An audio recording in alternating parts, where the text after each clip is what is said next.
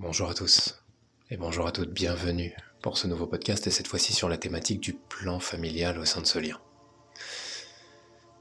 Ça fait plaisir d'aborder cette thématique surtout au point où j'en suis moi, donc vraiment je vais essayer de globaliser mais aussi apporter beaucoup d'éléments un petit peu personnels à l'image des précédents podcasts.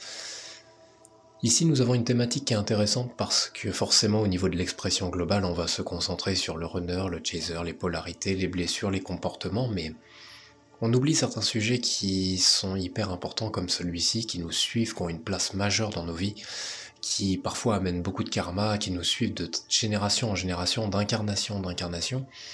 Et très souvent, certains événements en rapport avec la famille a une temporalité bien spécifique et certaines choses se produisent à des événements, à des moments assez clés. Et donc on va essayer de décortiquer ça ensemble cette semaine. Pour moi, il est vrai que peu importe qui nous sommes sur ce lien, peu importe les différences de laquelle on parle, la famille, quand on est flamme jumelle, a un message en particulier à nous apporter, et c'est quelque chose que je voulais souligner.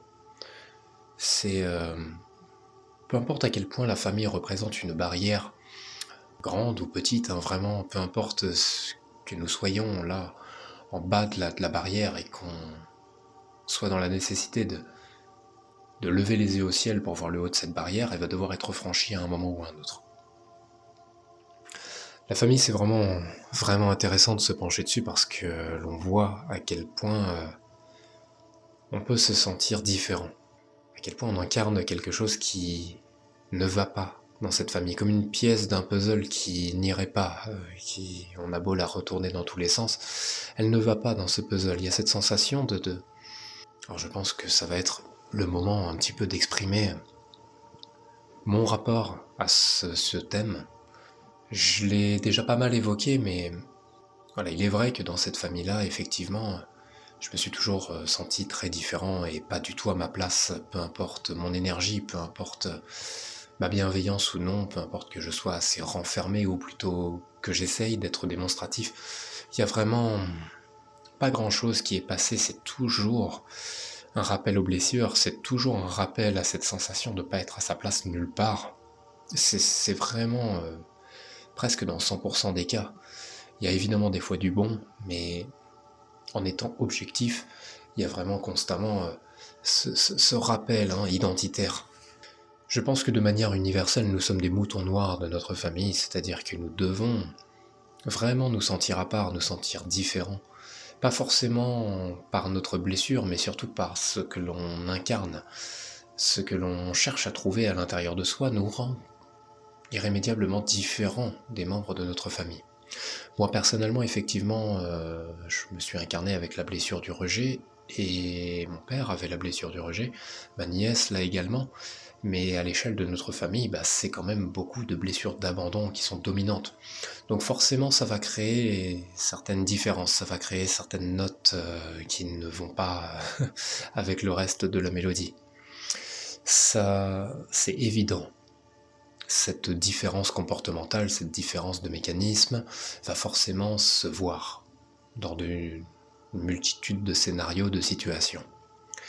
Ici, effectivement, l'âme, aujourd'hui, je suis convaincu qu'elle s'incarne dans la famille parfaite pour nous, pour notre chemin. Elle choisit là où ce sera parfait pour son enseignement, son apprentissage. Et effectivement, avec du recul, peu importe jusqu'où je reviens en arrière, oui, il y a cette sensation qui est plus que prononcée. J'ai eu les conditions parfaites pour que ma blessure du rejet résonne fort. Cette sensation de ne pas être compris, cette sensation d'être jugé en permanence, cette sensation... J'ai vécu dans une famille où j'ai eu deux parents qui évidemment n'avaient pas appris à exprimer leurs émotions, qui étaient quand même bien blessés, et qui... Voilà, on leur a pas appris à certaines facettes fondamentales de l'expression, de l'être. Donc je suis né dans une famille où il y avait beaucoup de non-dits, où on partageait rien d'important, où on n'exprimait pas ce qui était important, les grands sujets, exprimer ce qui ne va pas. On avait beaucoup de tabous. Donc ça donnait des réunions de famille où il y avait très peu de communication sur ce qui est nécessaire. On on s'organisait rarement de moments pour s'exprimer, pour être. Et surtout, les enfants ont été surprotégés pour la plupart. Il y avait ce conditionnement que les enfants sont des enfants et ils n'ont pas du tout à appartenir à un monde d'adultes. Alors bon, quand on a la blessure d'abandon, forcément on va grandir trop vite, hein, c'est presque un symptôme commun. Mais il y avait ce truc d'être surprotégé. Ma mère m'a surprotégé de tout, m'a considéré comme un enfant jusqu'à très tard. C'est pas contre elle, hein, je tiens à préciser qu'aujourd'hui je suis dans un non-jugement presque total. Et du coup, les gens ont le droit d'être et sont tels qu'ils sont. Quand on a fait autant de ce qui s'apparente à des erreurs dans mon esprit, mais qui n'en sont pas réellement parce que j'ai fait tout ce que je devais faire et reçu tout ce que je devais recevoir, mais il y a cette vision que les gens ont le droit d'être comme ils sont. Ils vont se trouver à un moment ou un autre, ou peut-être pas. Ils font ce qu'ils doivent faire, ils ont leur rôle, ils ont leur message à apporter et à recevoir, voilà, il n'y a pas à les juger. Donc je ne juge pas ma famille, même si je l'ai beaucoup fait par le passé. Mais force est de constater qu'il y a eu beaucoup de choses qui n'allaient absolument pas et que ça se voyait, ça transpirait dans l'énergie parce que j'ai découvert cette hypersensibilité déjà tôt dans l'enfance, hein, bien sûr. Donc je ressentais beaucoup de choses qui n'allaient pas. Il y avait beaucoup de jugements qui se cognaient contre les murs. Il y avait beaucoup de négativité ambiante. Je pense que, c'est-à-dire que dans un passé pas si lointain, à chaque fois que je les voyais, je sentais qu'on me volait de l'énergie. Je sentais vraiment que j'arrivais, même positif, énergisé. J'avais le corps qui se sentait très bien. Et je repars, je suis vidé d'énergie et je ne sais pas qui m'envole et c'est terrible. Et ça, c'était déjà présent dans l'enfance. Donc voilà un petit peu le concept familial que j'ai pu avoir. Vraiment beaucoup de non-dits, beaucoup de jugements. On n'extériorise absolument pas, on n'exprime pas. On se concentre sur des sujets bateaux, des sujets qui ont aucun intérêt. Et on s'enlise là-dedans. Des sujets de société sans aucun intérêt. Et donc ça, porté sur je sais pas combien d'années, bah forcément, au bout d'un moment, quand il se passe un truc violent pour quelqu'un, on est tous surpris, on est tous à rien comprendre parce qu'il n'y avait aucun signe, parce qu'on montrait absolument rien. Donc pour ne pas se sentir à sa place, pour sentir qu'il y a quelque chose qui va pas, pour sentir tous les jugements en ma faveur, parce qu'on comprend pas mes actes, mes décisions, mes pensées, bah pour la blessure du rejet, c'était une cour de récréation. Le plan familial était vraiment à l'image de mon plan professionnel, c'est-à-dire je me suis jeté dans des situations qui m'ont fait travailler vraiment très fort. Un petit peu à l'image de la restauration où c'est vraiment un cauchemar quand on a la blessure du rejet. Bah là c'est exactement la même chose, hein. J'allais me retrouver dans des situations lunaires face à des gens que je comprends pas et qui ne me comprennent pas en retour. Au décès de ma mère, j'ai véritablement cru de toutes mes forces que quelque chose allait changer, qu'on allait prendre conscience qu'on avait perdu énormément d'années à pas communiquer, à pas exprimer, à pas être. Et on s'est tous promis qu'on allait faire des progrès, des efforts, qu'on allait faire le mieux. Raté, on a échoué lamentablement. Et au décès de mon père, je me suis à nouveau dit que peut-être on avait eu certaines compréhensions et que le décès de mon père allait au moins créer ça en notre faveur. Non, raté une nouvelle fois. Et c'est ça, personnellement, comprendre que rien n'allait changer. Absolument rien. Peu importe mes désirs, peu importe ce que je voulais être proche de ma famille, que je voulais les considérer comme des alliés et qu'ils me considèrent comme quelqu'un voilà, pour ce que je suis, quelqu'un sur qui on peut compter, quelqu'un de confiance, quelqu'un qui peut écouter, quelqu'un qui peut comprendre ce qu'il n'a pas vécu, quelqu'un qui peut avoir de l'empathie. Sans me faire de fleurs, j'estime que c'est précieux d'avoir quelqu'un qui peut offrir ça. Comme ça m'a manqué toutes ces années où j'avais cette blessure du rejet, en enlevant mon autre de l'équation bien sûr, et bien forcément aujourd'hui quand j'ai l'impression de pouvoir apporter ce rôle, je me dis c'est précieux d'avoir la capacité énergétique d'offrir ça, et de voir qu'ils n'en profitent absolument pas, et qu'il y a des jugements, et qu'il y a de la médisance, et que c'est toxique, au bout d'un moment on prend la décision de s'émanciper totalement. Il y a cette conscience aujourd'hui pleinement que l'émancipation est la seule solution quand on est flamme jumelle au sein de sa famille. On est ce mouton noir et c'est pas pour rien. Cette sensation que tous les membres de notre famille ne nous rejoignent pas, ne nous suivent pas, n'ont pas sur leur route ce lot d'événements, ce lot de situations qui va nous permettre d'élever notre conscience, c'est quelque chose qui est pas facile, qui n'a pas été facile aujourd'hui. Non jugement, je m'en moque, j'accepte, c'est ainsi.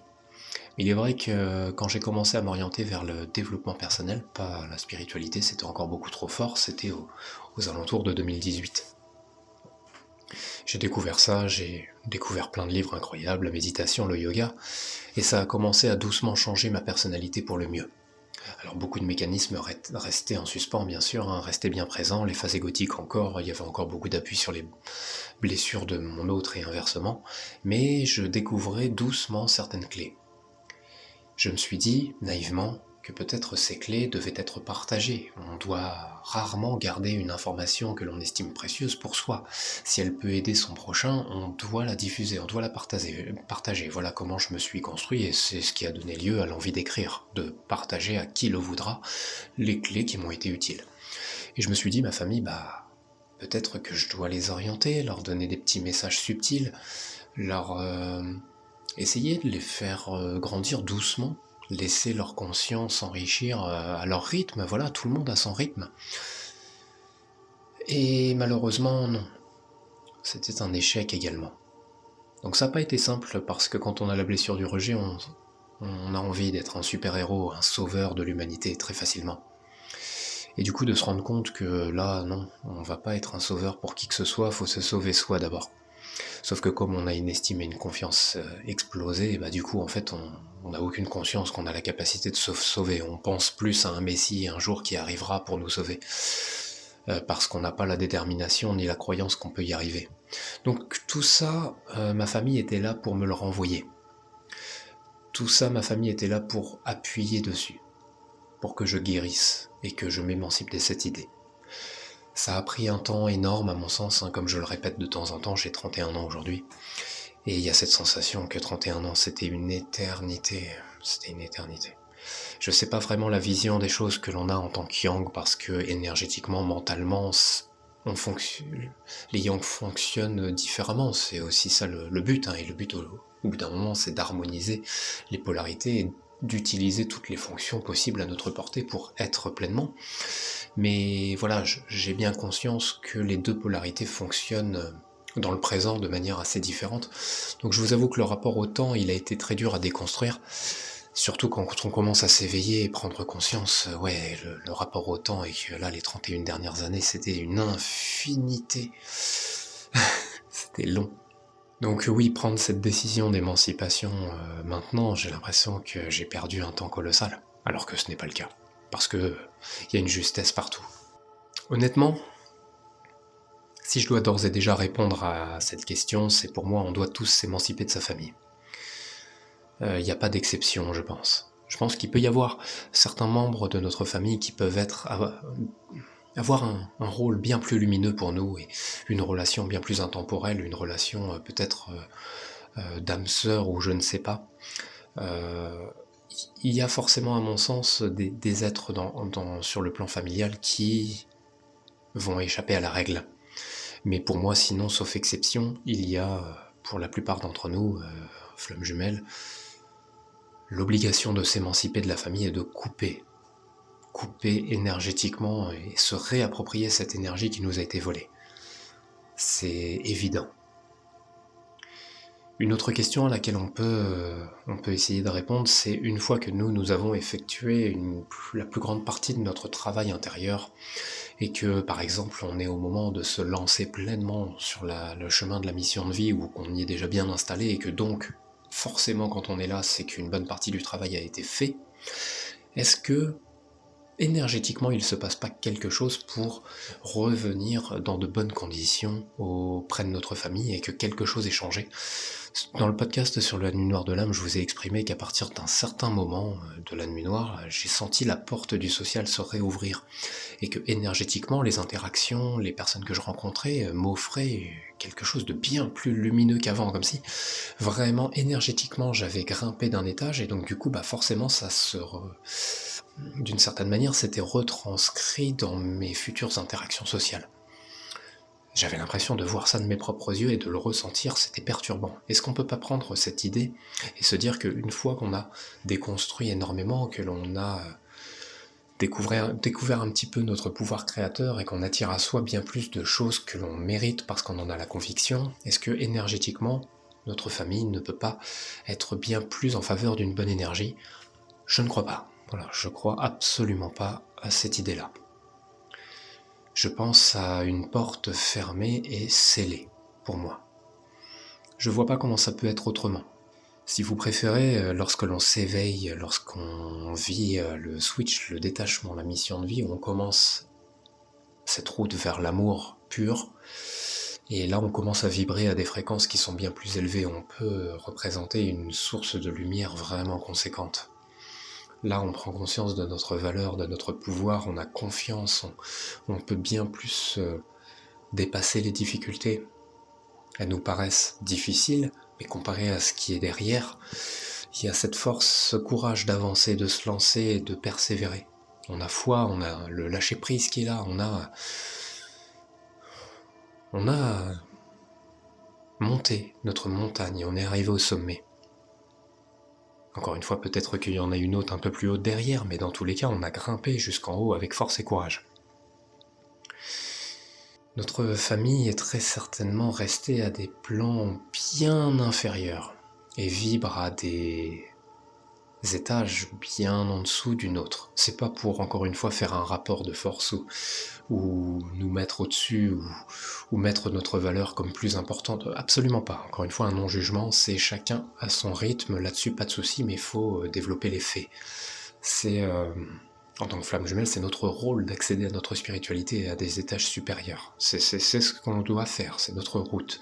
Eux n'ont pas la même route, donc forcément, si eux, aller au maximum, sont des âmes sœurs de guérison pour guérir leurs blessures et vont finir par dépasser certains niveaux de conscience, on sera à un niveau très certainement bien plus élevé malgré les années qui vont passer. Là-dessus, c'est une sorte de réalité, c'est même pas un jugement, c'est un constat. Donc est-ce qu'il est possible d'avoir une relation saine avec une personne qui vibre bien en dessous de nous? En termes de taux vibratoire et d'énergie, personnellement, ça me paraît compliqué. Moi, le but de la déconstruction, de mes yeux, c'est vraiment de toutes les personnes que l'on a, tous les liens que l'on a créés avec des personnes alors qu'on vibrait bas, dès qu'on dépasse des niveaux de conscience, il va y avoir une déconstruction de ces relations, à mon avis, sauf les relations d'âmes sœurs qui ont un aspect bien plus intemporel. J'ai un ami que j'apparente très facilement à une âme sœur parce que c'est quelqu'un d'incroyable, et qui, de toute la déconstruction de 2024 et 2025, est encore là et m'offre un lien amical toujours aussi incroyable. Donc voilà, hormis ces personnes qui incarnent une exception, toutes les personnes que l'on a rencontrées avant alors qu'on vibrait assez bas, la déconstruction va frapper ces liens-là et vont couper l'énergie avec ces personnes, j'en suis sûr. Et le fait de monter en niveau de conscience va faire qu'on va attirer des personnes qui sont bien plus à même de nous correspondre maintenant avec ce nouveau niveau de conscience. Donc cette famille, je vois pas pourquoi elle ferait pas partie de ce qui doit être déconstruit et laissé derrière nous. Je ne vois absolument pas un argument valable à ça. Aujourd'hui, il est vrai qu'en tant que flamme jumelle, la vision de la famille est très particulière parce que très souvent, dans la famille, il y a des énergies un petit peu tierces, il y a des liens sombres, il y a de la toxicité, il y a beaucoup de karma. C'est pas du tout une surprise de vous dire que dans la famille, il y a très souvent des personnes qui vont être totalement à l'encontre de notre lien à l'autre, qui vont essayer d'empêcher cette relation, qui vont essayer de nous maintenir à l'écart de cette personne, qui vont vraiment nous empêcher de développer cette relation, de lui faire prendre de la place et de la hauteur. Il y a beaucoup de personnes comme ça. Donc ça montre très souvent un peu de karma, des événements d'autres vies qu'il faut dépasser, qu'il faut... Des personnes qui ont empêché une union dans la famille, c'est très courant, j'apprends rien à personne. C'est pas pour tout le monde comme ça, Mais voilà, moi je sais que dans ma vidéo sur les énergies tierces, j'ai parlé d'une amie et d'un ami qui étaient des énergies tierces, parce que moi je n'ai pas eu d'autres relations sentimentales pendant toute la durée de mon lien à l'autre. Donc cette place toxique, karmique, d'énergie tierce dans le sentimental, deux amis l'ont pris en charge. Mais dans la famille, il y en a quand même eu. il y en a quand même eu qui ont eu ce rôle. Et au bout d'un moment, il a fallu prouver qu'ils s'étaient trompés, évidemment. Donc tout ça, c'est du nettoyage, Tout ça, ce sont des choses à dépasser, à nettoyer. Et puis pour le runner, c'est une surprise aussi pour personne, mais il y a très souvent des membres de la famille qui vont abuser de notre naïveté, de notre aspect un peu crédule, qui vont se servir du fait qu'on est très souvent suiveur et pas meneur, donc qui vont essayer de corrompre un petit peu notre mental pour faire basculer ça en leur faveur. Ça, c'est quelque chose qui arrive très souvent, hein. J'ai entendu, depuis que j'ai lancé les échanges personnalisés, on m'a beaucoup conté ça arrive très souvent. Comme on n'arrive pas à penser par nous-mêmes, on n'arrive pas à affirmer nos opinions, on n'arrive pas à affirmer notre avis, à lui faire prendre de la place, notre parole, on n'arrive pas à la matérialiser, et que l'on n'a pas confiance en nous, qu'on n'a pas confiance en notre existence, en notre être, très souvent si quelqu'un là, très proche de nous, de notre famille, eh bien va nous forcer une idée, il y a de grandes probabilités qu'on écoute, parce qu'on va se dire très facilement que si cette personne nous dit ça, c'est pour une raison totalement valable qui a la nécessité d'être entendue. Ça, c'est assez triste, une fois qu'on arrive à ce point où on n'écoute plus le monde extérieur et on se laisse plus dominer par les idées du monde extérieur. Ça change la vie, hein, honnêtement. Et il est vrai que moi, personnellement, j'ai eu la croyance limitante qu'il était compliqué de révoquer un lien du sang. Autant, je l'ai déjà exprimé, mais j'ai l'impression de m'être incarné avec un contrat de loyauté au niveau des contrats d'âme, ce qui a fait que je me suis très souvent enlisé, même à bout de force, dans des liens qui devaient juste être coupés, que ce soit amical, professionnel ou familial.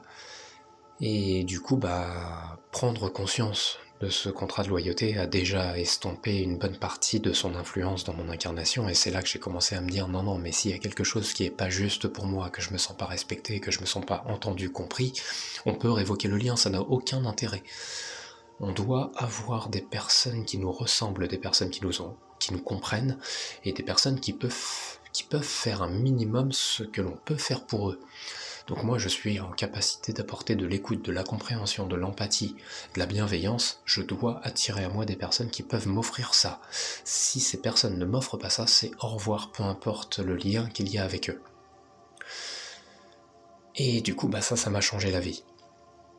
Parce que il y a eu, en plus de ça, au moment de la nuit noire et au moment de l'éveil l'année dernière, une acceptation totale de la solitude, qui avant était une peur bien ancrée. J'avais une image de solitaire, mais la solitude était une peur énorme. Se retrouver seul avec soi, là, ses peurs, ses doutes, plus pouvoir les fuir parce que là, ils cognent partout autour de moi. Ouais, c'était une peur bien ancrée, et donc l'acceptation totale de la solitude a été aussi un palier énorme pour me dire que non, mais si là je dois révoquer 100% des liens avec le monde extérieur et me retrouver seul, c'est ok, j'accepte. Et du coup, force est de constater que ce nettoyage, cette déconstruction a été absolument incroyable. J'ai enlevé tous les liens qui ne me plaisaient plus, qui n'étaient plus à mon image, à ma valeur, parce que j'ai appris à me respecter. Et du coup, restent que les personnes qui respectent les critères que je souhaite dans une relation amicale ou sociale. La difficulté que ça a été de supprimer, effectivement, comme je le disais juste avant, cette croyance limitante que on ne doit pas révoquer un lien du sang, ça a été compliqué pour moi, effectivement. Et au final, je finis par me dire, non, mais c'est pas parce que cette personne est de ma famille que je dois supporter son comportement et que je dois supporter ses jugements et sa négativité et le fait là que je me sens vampirisé au niveau de l'énergie. C'est pas normal, c'est pas parce que c'est quelqu'un qui... oui, m'a vu naître, mais on s'en fout totalement. Donc oui, aujourd'hui, il y a une acceptation totale de ce qu'ils sont, mais loin. Voilà. Peut-être que concernant cette idée que une fois que l'on a atteint pas mal d'objectifs intérieurs, on peut faire ce retour vers notre famille, peut-être que cela deviendra une idée qui aura de la place plus tard, mais pour l'instant, il n'y a aucune place à cette idée-là. Pour moi, on doit effectivement tous faire ce travail. Cette émancipation, le fait de ne pas s'identifier à sa famille, le fait de ne pas s'obliger à quoi que ce soit, le fait de ne pas être contraint à quoi que ce soit envers sa famille, c'est un énorme pas vers la liberté, l'autosuffisance, etc. Aujourd'hui, effectivement, j'ai conscience que notre pouvoir créateur, au bout d'un moment, doit nous permettre de matérialiser des gens incroyables, des gens qui nous ressemblent, des alliés. Et si notre famille n'incarne pas des alliés et incarne surtout de la toxicité, on doit s'en émanciper. C'est hyper important. En tant que flamme jumelle, effectivement, on a ce rôle un peu plus spécial de couper beaucoup de schémas répétitifs, beaucoup de schémas qui sont là de génération en génération et qui restent parce que très souvent on s'incarne.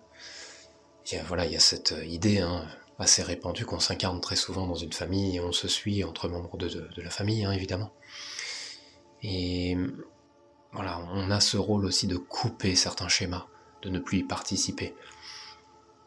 Et tant que l'on reste dans cette proximité, cette appartenance à la famille, eh bien il va y avoir cette énergie qui va être maintenue en permanence. Il est vrai que j'ai entendu aujourd'hui beaucoup d'histoires de Yang. Il est vrai que très souvent c'est les mêmes thématiques, surtout en tant que femme où il y a ce poids envers la femme qui vraiment...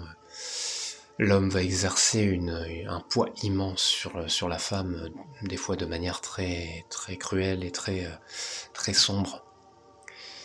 Et donc les femmes chasers, très souvent dans leur famille, ont à couper en fait ce rôle-là. Et en tant que parents, on a ce rôle aussi de créer une éducation vraiment totalement différente de ce qui s'est toujours fait. Cette toxicité qui se refile de génération en génération, on a aussi ce rôle d'être les derniers à avoir subi ça. Nos enfants vont très certainement, et sans le moindre doute, ne pas avoir ce poids, ou en tout cas pas l'avoir pendant longtemps. Peut-être que les enfants se portent des mémoires encore pendant quelques temps, mais je suis intimement convaincu qu'au bout d'un moment, c'est coupé. Je pense avoir vu suffisamment de choses pour en être persuadé. Donc mine de rien, le fait de porter ce poids de dernière génération, à porter ce poids du transgénérationnel, c'est pas rien du tout. C'est pas rien, c'est immense. Ça montre déjà le rôle que l'on a sous tous les plans. Donc voilà, je pense un petit peu avoir abordé tout ce que je souhaitais. Vous avez un petit peu obtenu ici ma vision des choses concernant la famille, qu'il n'existe pas d'autre alternative que de s'émanciper, et que, effectivement, on a un rôle bien spécial au sein de cette famille et que tout se fait de manière inconsciente, que cette famille a ce message de nous montrer à quel point on est différent. Ils doivent inconsciemment nous montrer que nous sommes le mouton noir pour qu'on puisse en intégrer l'idée et surtout que l'on puisse exercer ce retrait, cette coupure d'énergie. Et on doit leur montrer l'exemple que tout est possible, que notre aspect différent peut être un exemple à suivre. On est très souvent poussé à oser, à dépasser nos peurs, dépasser nos limites, les repousser le plus loin possible, à prendre des risques, à lutter contre l'insécurité, à faire des choses qui, des fois, paraissent dénuées de sens, et choix et initiatives qu'ils prendront certainement pas pour la plupart. Et donc on peut leur renvoyer le fait qu'ils se sont trompés. Une bonne partie des jugements peuvent peut-être faire naître dans leur esprit qu'on avait raison et qu'ils avaient tort. Pas par ego, mais juste leur faire prendre conscience qu'au final, on a réussi là où ils nous croyaient incapables de réussir. Voilà le petit type de message que je pense vrai. J'espère que ça vous aura plu. N'hésitez pas à me dire ce que vous en pensez, c'est un sujet un peu particulier à aborder, mais j'avais besoin d'exprimer tout ça parce que on trouve très peu d'informations. En tout cas en ce qui concerne les flammes jumelles. Je trouve que c'est pas assez exploité. Et j'avais envie de vous offrir ma vision des choses et j'espère que ça aura été agréable à entendre. Et je suis sûr que pour bon nombre d'entre vous, vous acquiescerez ces propos parce que, voilà, très souvent on a une famille toxique. Le lien avec les parents est très souvent compliqué. Il y a très souvent de la jalousie, des non-dits, de la noirceur, de la toxicité, des énergies tierces, il y a très souvent eu de la violence, il y a très souvent eu même encore plus. Notre famille nous renvoie très souvent le non-choix, le fait que notre voix là n'est pas comptée pour un. On nous renvoie tellement de choses, ça appuie tellement là où ça fait mal, ça construit nos blessures, ça les rend immenses. Donc je suis persuadé que pour bon nombre d'entre vous, vous partagerez un petit peu cette vision. Elle était peut-être évidente à vos yeux, parce que pour beaucoup, j'ai entendu beaucoup de personnes me dire qu'ils avaient coupé le lien avec leur famille, donc pour beaucoup, vous aurez peut-être déjà franchi ce pas, mais peut-être de savoir que moi, en tant qu'ancien runner, j'ai également cette vision des choses et que je m'en suis occupé également, peut-être que ça vous offrira une information pertinente. Je vous remercie d'avoir écouté jusque-là. Je tenais à vous dire également que la semaine prochaine sera un podcast sur la Réunion. Si vous préférez, aujourd'hui j'ai envie d'apporter ma vision des choses parce que j'ai l'impression de ne pas pouvoir tenir plus longtemps sans offrir ma vision des choses, de ce concept que l'on nous vend. Certains le mettent en mode bisounours, certains disent que ça n'existe pas, d'autres disent que c'est pour certaines personnes et pas pour d'autres. La plupart du temps, c'est des yang en colère qui ne veulent plus de la Réunion, donc ils disent que ça n'existe pas. Il y a de tout en fait, et du coup j'ai envie d'offrir ma vision des choses en tant qu'ancien runner, en tant que yin, et je suis pressé de le faire. Pressé de vous offrir ce podcast qui va être très intéressant, j'en suis sûr.